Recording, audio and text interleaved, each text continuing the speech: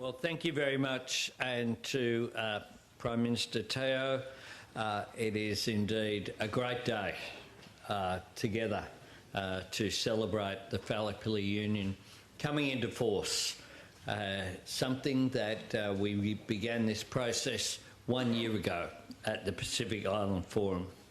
The Pacific is our home, and by working together we can keep our region peaceful, stable, resilient and prosperous. And to announce the entry into force of the Fallopilly Union between Australia and Tuvalu is indeed a very significant day. This is a groundbreaking agreement that was agreed to by the Australian Parliament just on August the 21st to ensure, after we went through our process of our Treaties Committee. We are making history here today. Together, Prime Minister Teo and I are demonstrating our two countries' shared commitment to an enduring and elevated partnership. I had the pleasure of signing this new partnership with then Prime Minister Natano in the margins of last year's PIF leaders meeting. And today we've exchanged diplomatic notes with Prime Minister Felleti Teo to confirm the treaty's entry into force. Our historic partnership is called the Fallopilly Union, reflecting our commitment to the values of good neighbourliness, care and mutual respect. And today we demonstrate our determination to honour that commitment. This is the Pacific way. We are genuinely looking out for each other's interests with great respect for each other and a commitment to putting our people first. And we both believe in our responsibility to the collective stewardship of our region, including through the Pacific Islands Forum. This exchange of diplomatic notes marks the entry into force of our treaty. From today, Australia and Tuvalu will work together to open the special mobility pathway in 2025. This will allow up to 280 people from Tuvalu every year the choice to come to Australia to visit, live, work and study. Australia is committed to respond when Tuvalu calls for assistance responding to a major natural disaster or a health pandemic or military aggression. And Australia and Tuvalu will mutually consider and agree any third-party engagement in Tuvalu's security and defence related matters. I had the honour of welcoming the Prime Minister in Brisbane just a month ago. He has a deep understanding that creating enduring bonds between our people will benefit both of our nations. He is one of the architects of this landmark agreement, and I thank him again for his leadership. I have made it a personal priority for Australia to take a seat at the table at PIF, engaging consistently and deliberately, because being part of the conversation means that Australia gets to shape the solutions in our national interest and in the interests of our region. This is a clear illustration of the commitment that my government has to be a trusted partner in the Pacific, to secure our region and build a stronger Pacific to help face our shared challenges and achieve our shared goals. Importantly, climate change action is, of course, front and centre of that. Important also that we listen to our Pacific partners and act on their priorities. Entry into force of the Fallopilly Union marks a momentous development in Australia's relations with the Pacific, setting the groundwork for an enduring partnership for generations to come. And I want to thank the generations of people from Tuvalu who are based here in Tonga, who welcomed us with that beautiful singing. It was a wonderful way to walk into this beautiful location. What happens in the Pacific matters in Australia because Australia is part of the Pacific family.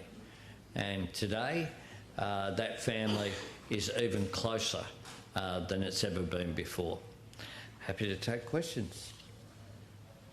Minister Anthony Albanese, Sure. On the policing bill, how can you ensure that that is specifically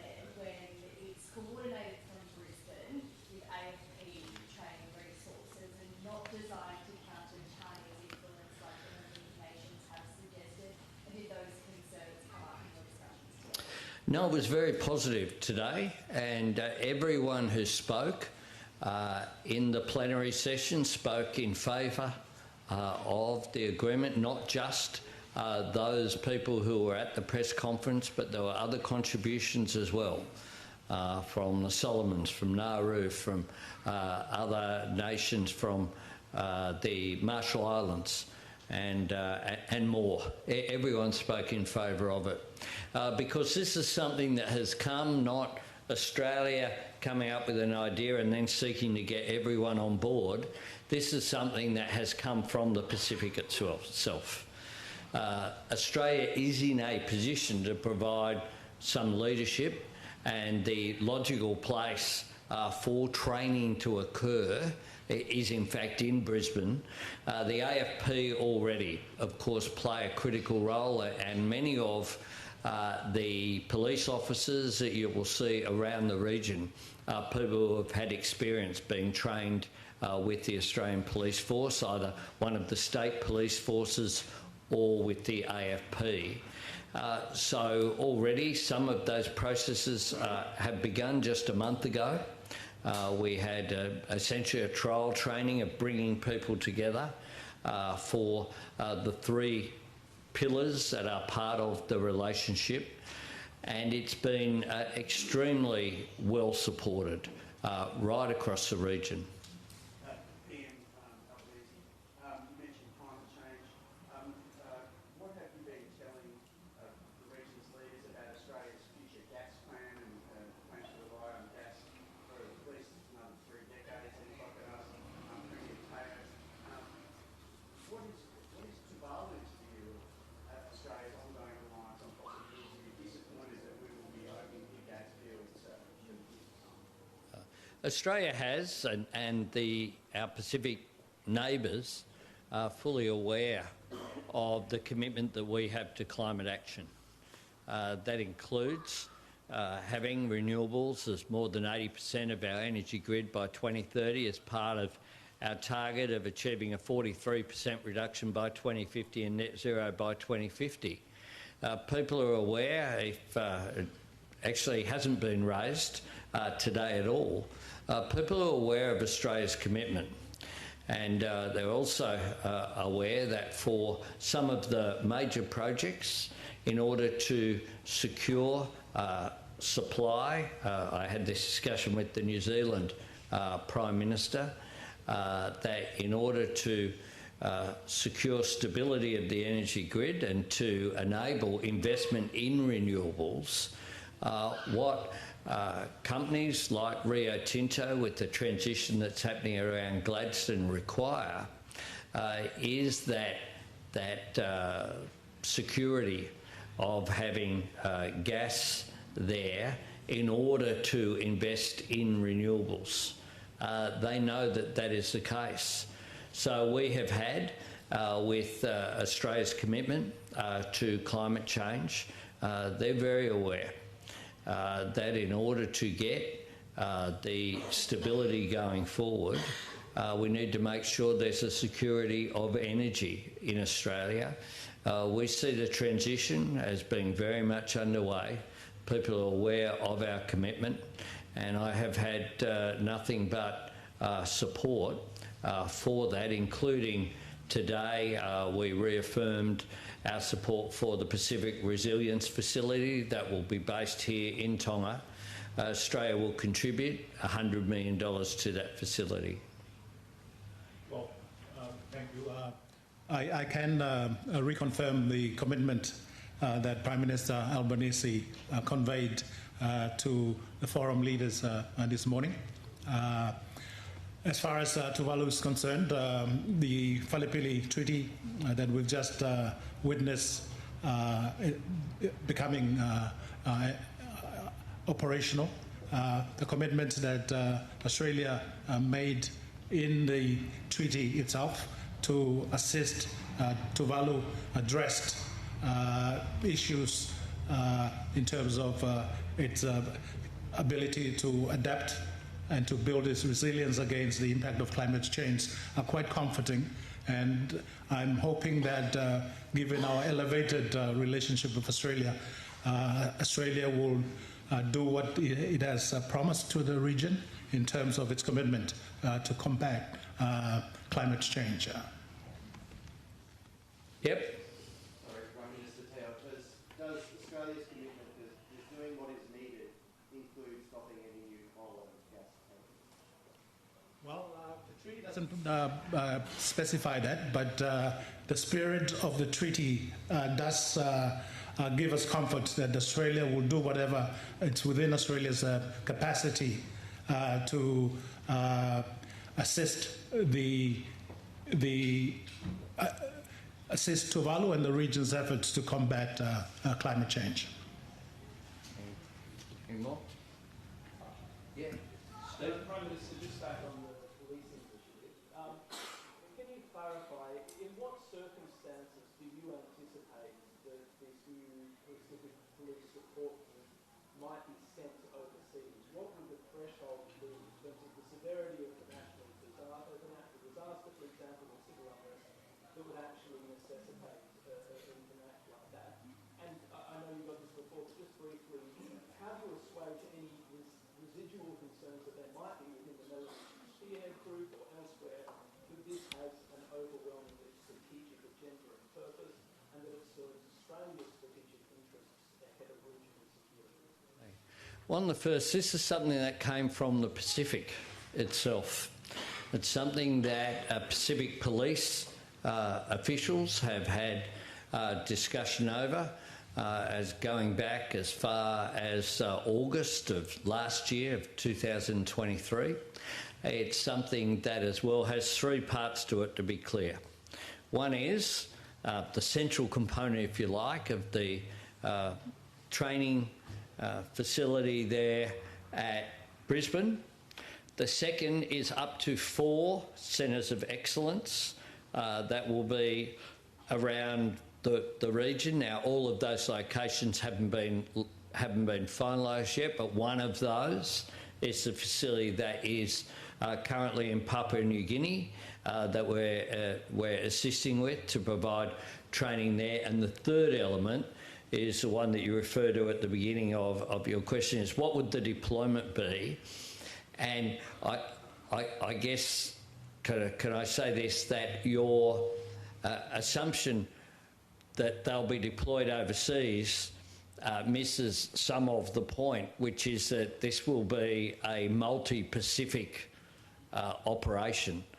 This isn't, the AFP currently provide support, for example, at the Pacific Games in the Solomons. We provide support when there are elections on. What this is the idea that when there's a need for the Pacific family to provide support, it might be in emergency circumstances, it might be for specific events, CHOGM, for example, or a major conference, a major sporting event in the region, that you will have a better capacity to deliver, because you'll have better coordination, you will have better interoperability as well between the different police forces. And this is one of the occasions where the Pacific family essentially believe that 1 + 1 + 1 equals more than 3. That if you have more effective engagement, coordination and interoperability, you'll get better outcomes. So a common sense approach tells you that that's right, and it's something that has the support not just of the leaders in the Pacific Island Forum, but has the support as well of the police, the respective police agencies themselves. Just here. Just on that, it was reiterated a few times in the press that sovereign nations will decide how they wish to contribute. Does that mean that not all PIF members need to be part of the PPI, and does that allow people to pursue policing initiatives with other countries, for example? No, it just means that we're at a conference where nations are sovereign, and we're not going to say to country X, you must have this imposed on you. This is something that's come from the bottom up, and that is a common sense approach. So one size doesn't fit all as well. There are some countries that are more susceptible to, I understand if you were, no, you weren't here earlier this week, there were earthquakes here in Tonga earlier this week. When I had the bilateral with the Prime Minister of Vanuatu, he spoke about the impact of the cyclone. There are other events, like not everyone had the Pacific Games. The Solomon Islands hosted the Pacific Games, and therefore there was a presence there, as there was during the election campaign, as there have been during various elections as well. So sovereign nations will, of course, decide whether they require support at this time, but it will be available. Yeah, Andrew. Your answer, do you mean though, do you believe that this will mean that no Pacific nation has to turn to China for their security needs? This is about the Pacific family looking after Pacific security. This isn't about any other country. This is about making sure that the Pacific family are in the best position possible to maximise in the most efficient way possible the security and safety of their citizens, or the response to events that have in the past required and have resulted in a request for assistance. Now, Australia, be it through the ADF or through the AFP or other security agencies, has often been called upon to provide support in the region.